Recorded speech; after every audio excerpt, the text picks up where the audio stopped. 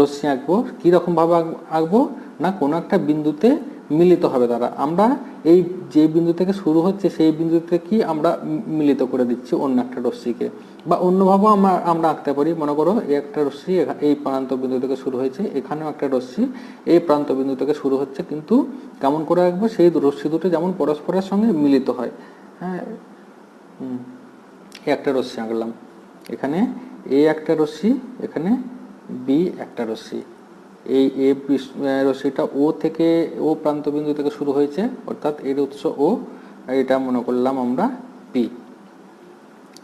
তো এরা কোথায় মিলিত হয়েছে, মনে করো এখানে কিউ যে বিন্দুটা, এটাই মিলিত হয়েছে। তো সংজ্ঞাটা আমরা যদি বুঝি, দুটি রশ্মি বা দুটি রেখাংশ, রেখাংশের কথাটা আমি একটু পরে বলছি, রেখাংশ কাকে বলে সেটা বলে তারপরে সেই রেখাংশর চিত্রের সাহায্যে আমরা কোণের সংজ্ঞাটা বুঝবো।